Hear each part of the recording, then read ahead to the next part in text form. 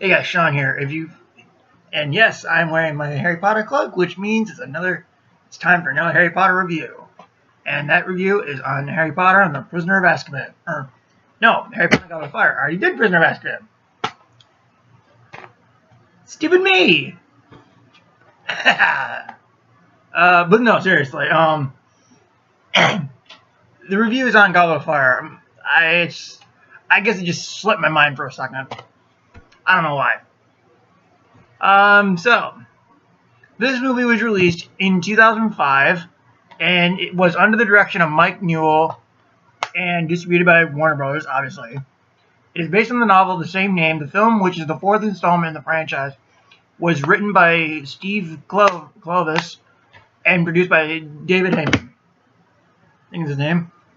The story follows Harry's fourth year at Hogwarts as he's chosen by the Goblet of Fire to compete in the Triwizard Tournament. So let's see.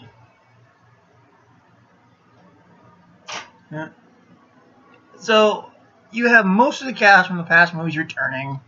And my cat just walked in, so she ended up climbing through and running past the camera, anyway, it has most of the cast returning from the last three movies. Daniel Radcliffe, Rupert Grint, Emma Watson, Robbie Coltrane, Michael Gambon, Jason Isaacs, Gary Oldman, who kind of appears in a cameo, and I think it's partly because he was filming Batman Begins at the same time. Because in the book, I've read that in the book, Sirius actually appears in full form. Like an actual human form, not in just the way he does in the movie. So I think that's why he's only he appears through fire, because you know what I mean? It says all serious lines were dense to a very side conversation. Pretty much. And it could be probably because he was filming Batman Begins.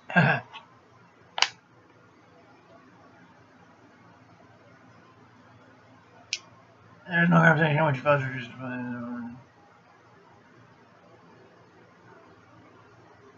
Oh, okay, that makes sense. I just read something on that makes sense. That helps makes the next movie make sense. But more in the next movie. Anyway, so all in all, what about? And we also have new cast members. Ray Fiennes as Voldemort, or not Voldemort, but yeah, Voldemort actually. And then you have Brandon Gleeson as Professor Alistair Mad-Eye Moody, and then like I said, Gary Oldman back as Sirius. So what do I think of this movie? And also you have Robert Pattinson in one of his first movies. This is actually Pattinson's third movie. I looked it up. He's good in this movie. Robert Pattinson, he's good in this movie. He's better than he is later. Hint, hint. Let's see.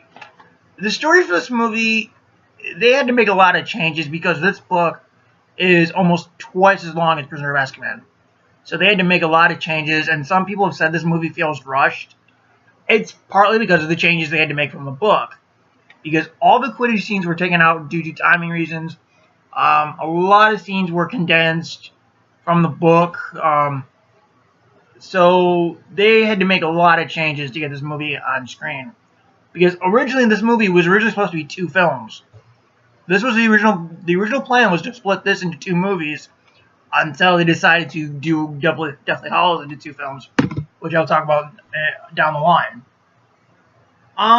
But as far as a movie, this one's not as, I don't think this one's as good as Prisoner of Azkaban. And the reason for that is because with Prisoner of Azkaban, you kind of had a mystery element to that movie. Like, we kept hearing about this character, Sirius Black, how he's the one who kind of portrayed the Potters, and yet you have everyone saying that.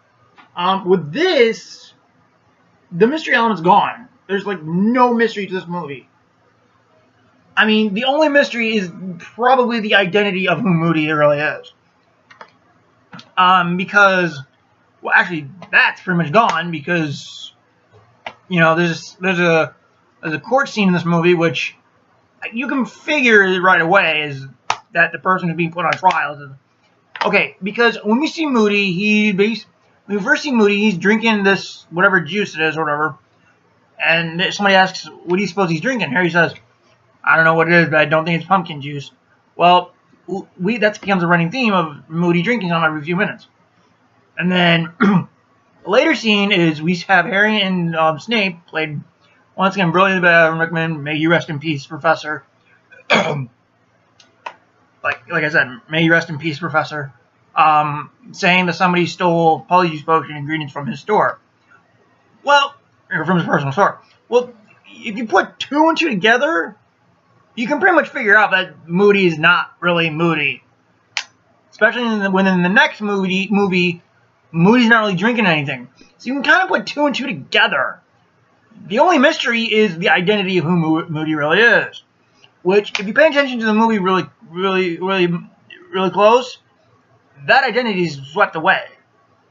And spoiler, it's Barty Crouch Jr., who also set it up so that Harry gets put into the Goblet of Fire and rigged the Triwizard Tournament so that Harry would win and get sent to a graveyard and fight Voldemort.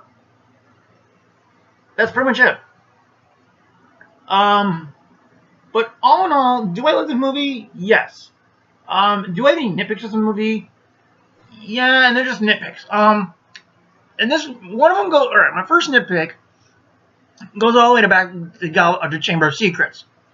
In the Chamber of Secrets, when Harry, Ron, and Hermione mix Polyjuice Potion, they changed it into a different person, but they still had their actual voice.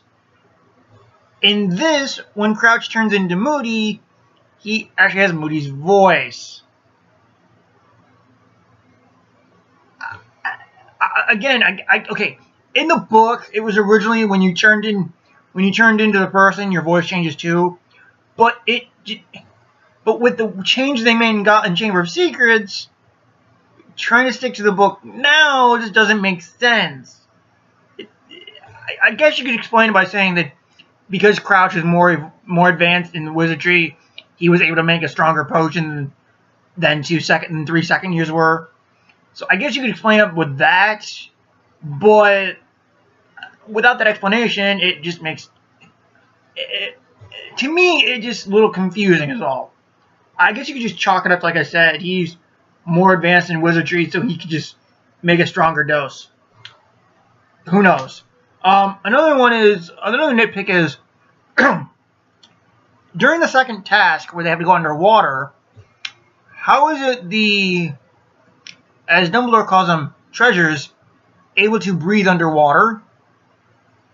I mean, this is a wizarding school. I'm sure they were given some spell, but it's just not really explained, and it's probably explained in the book, but they probably cut it out for time and pace, whatever.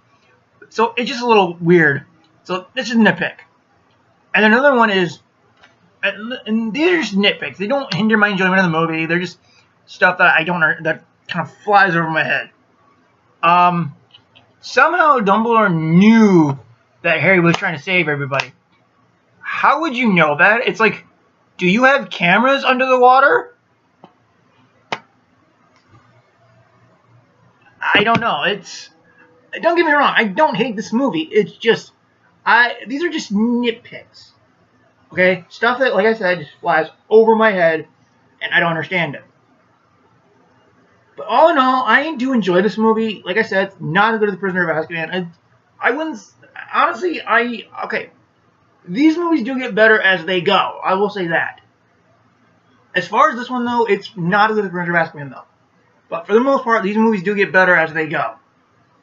So, that is my review of Harry Potter and the Goblet of Fire. Hope you guys have enjoyed this video, and I'll catch you guys later.